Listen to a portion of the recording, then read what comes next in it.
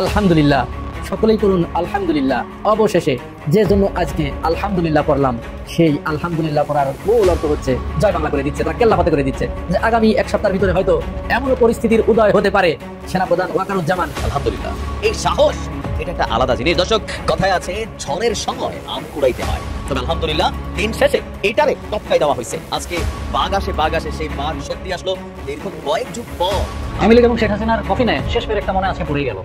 শেখ হাসিনার কফিনে তো শেষ পেরেক পড়ছে, এতে কোনো সন্দেহ নাই।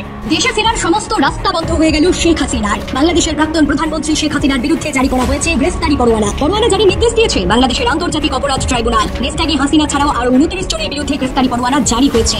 আজকে সেনাবাহিনীর 46 ব্রিগেডে এক ধরনের অস্বাভাবিক মুভমেন্ট লক্ষ্য করা গেছে। সেনাবাহিনীর পরিস্থিতি জেনারেলদের কনফারেন্সে সবাই সেনাপ্রধানের বক্তব্যের সাথে একমত হয়নি। স্পষ্টত জেনারেলরা দুই ভাগে বিভক্ত।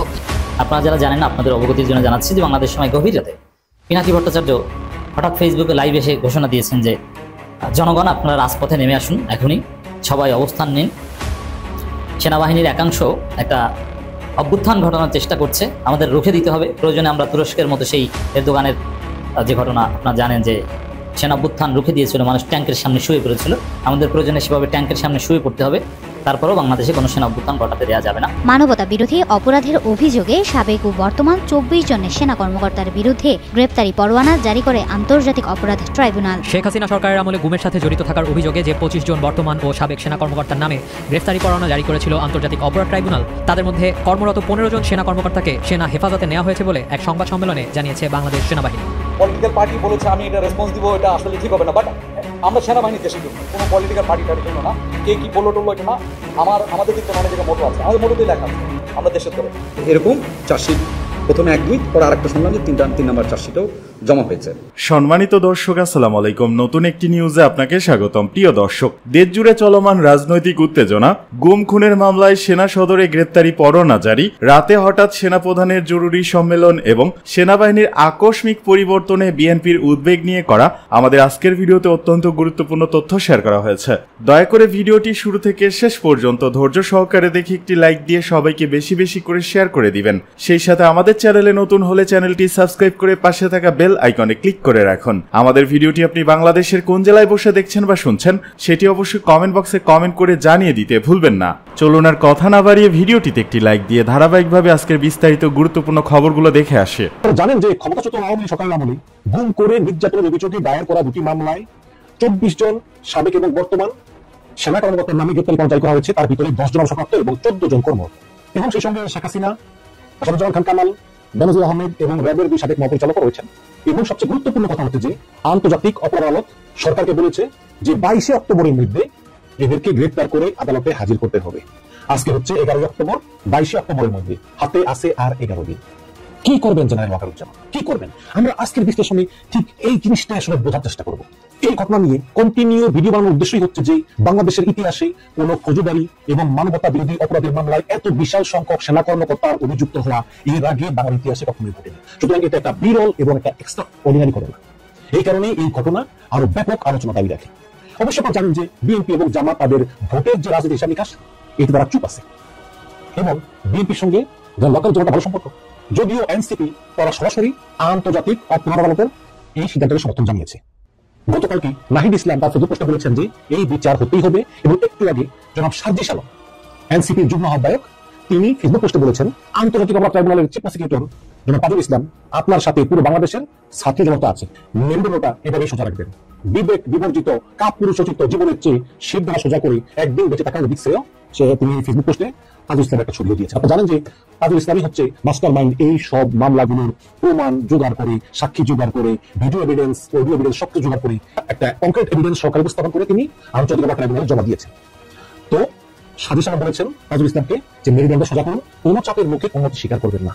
তার মানে আমরা এনসিপি কে শুনে পেলাম যে এই দুটো গ্রেপ্তারি পরোয়ানা সত্য দেওয়াতে বিএনপি এবং জামাত ইসলাম তারা চুপচাপ ভোটের রাজনীতি হিসাবে নিকাশে, এটা বোঝা গেল।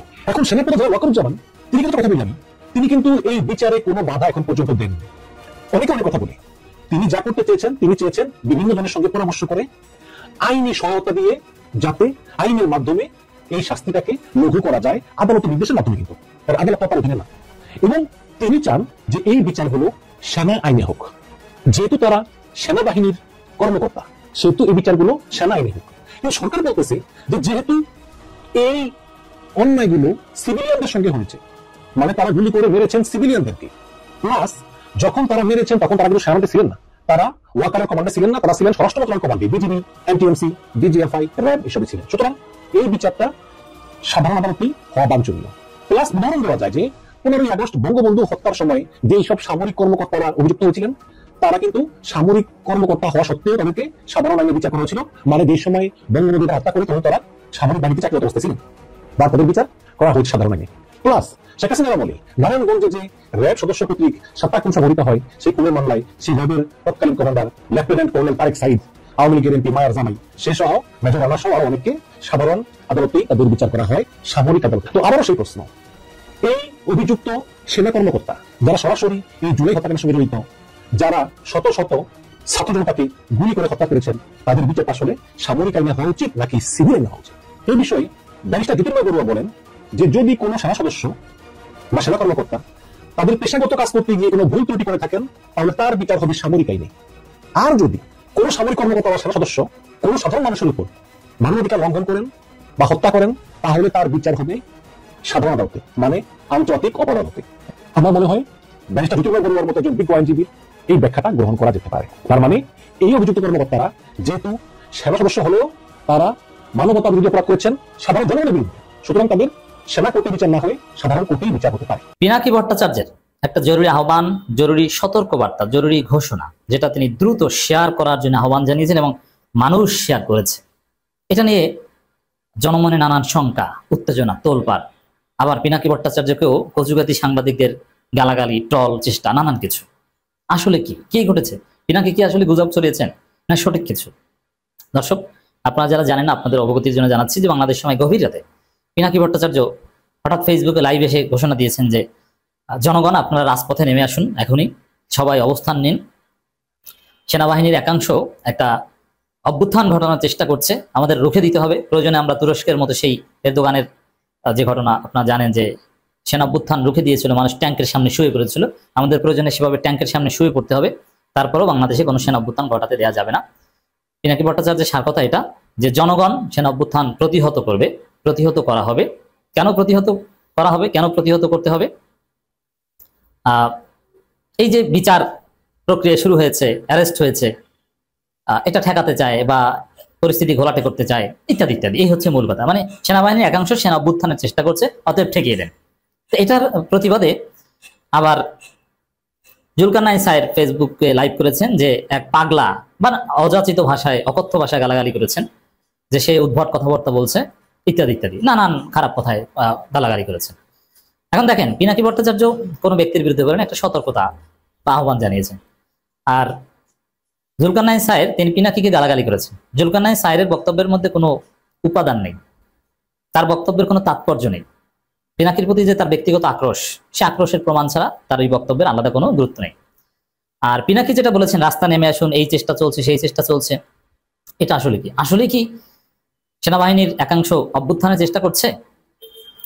দর্শক, কেউ কেউ বলবেন যে পিনাকির এই বক্তব্যের তো অনেক সময় পার হয়ে গেছে, তারপরে আমরা আলোচনা করছি। কই, কিছু তো ঘটেনি, জনগণ তো রাস্তায়ও নামেনি, আর অভ্যুত্থান তো হয়নি।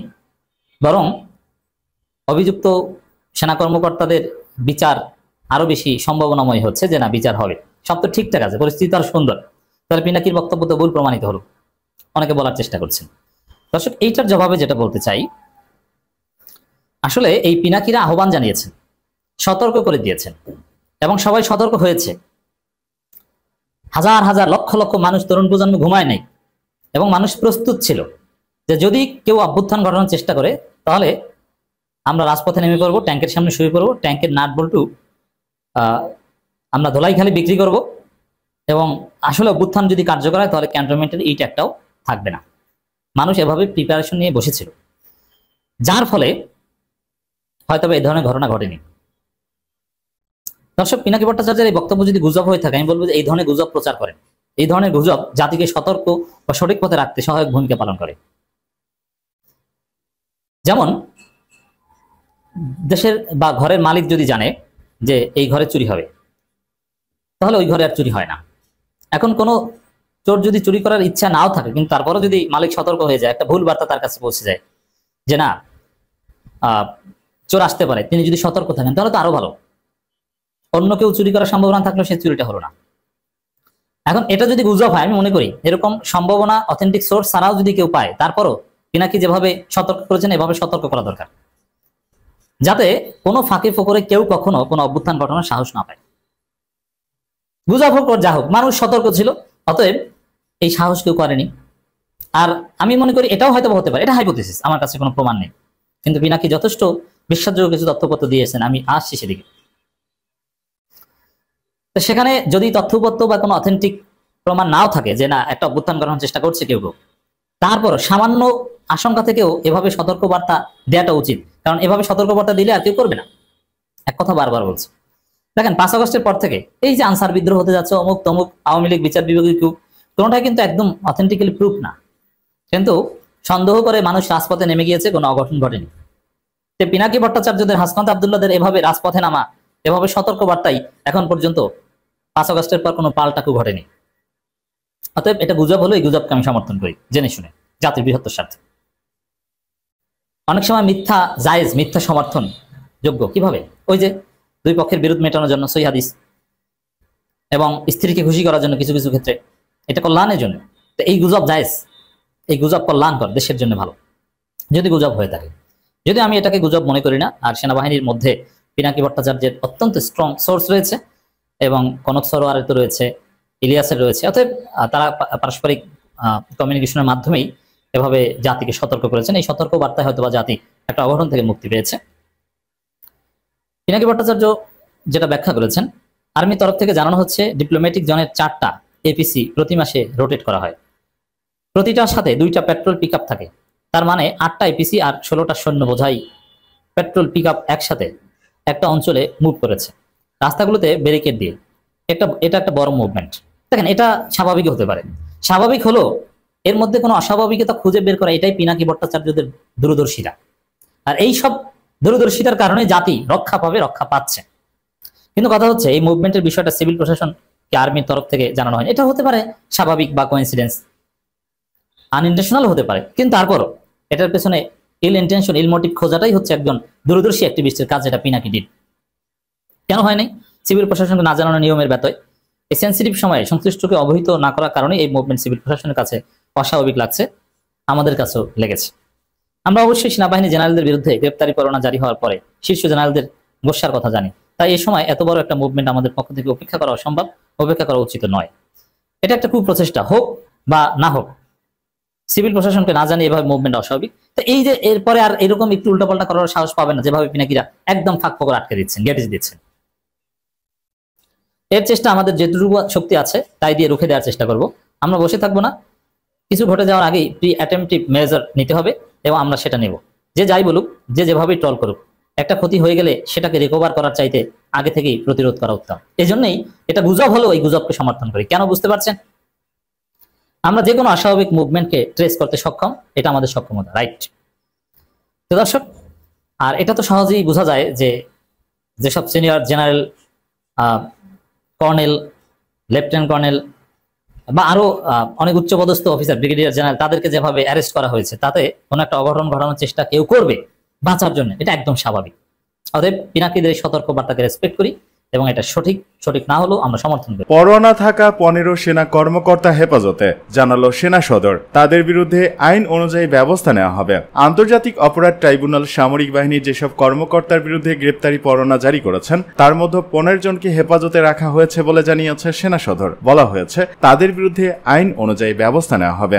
গুমের মামলায় ট্রাইব্যুনাল থেকে পরোয়ানা জারির পর তা নিয়ে তুমুল আলোচনা এবং সেনা কর্মকর্তাদের গ্রেপ্তার না করায় জুলাই অভ্যুত্থানকারীদের ক্ষোভের মধ্যে আজ ঢাকা সেনানিবাসের মেস আলফাতে এক সংবাদ সম্মেলনে সেনাবাহিনীর adjutant general major general Mohammad Hakimuzzaman এ তথ্য জানান। আওয়ামী লীগ আমলের গুমের ঘটনায় 2টি মামলায় ট্রাইব্যুনাল বুধবার ক্ষমতাচ্যুত প্রধানমন্ত্রী শেখ হাসিনা সহ 28 জনের বিরুদ্ধে গ্রেপ্তারি পরোয়ানা জারি করেন। তাদের মধ্যে 25 জনই সেনাবাহিনীর সাবেক ও বর্তমান কর্মকর্তা। পরোয়ানা জারির দিনই তা সংশ্লিষ্ট 13টি দপ্তরে পাঠানোর কথা জানিয়েছিলেন আন্তর্জাতিক অপরাধ ট্রাইব্যুনাল 1-এর কর্মকর্তারা। তবে আজ সংবাদ সম্মেলনে মেজর জেনারেল মোহাম্মদ হাকিমুজ্জামান বর্তমান সেই পরোয়ানা এখনো না পাওয়ার কথা জানিয়ে বলেন, তবে এরই মধ্যে তারা পদক্ষেপ নিয়েছে। মোহাম্মদ হাকিমুজ্জামান বলেন, 25 জন সেনা সদস্যকে অভিযুক্ত করা হয়েছে, তাদের মধ্যে অবসরে আছেন 9 জন, এলপিআরে 1 জন, আর সেনাবাহিনীতে বর্তমানে কর্মরত আছেন 15 জন। 18 অক্টোবর গ্রেপ্তারি পরোয়ানা জারির পর এলপিআর ও সার্ভিসে থাকা 16 জনকে সেনা সদরে সংযুক্ত হতে বলা হয়।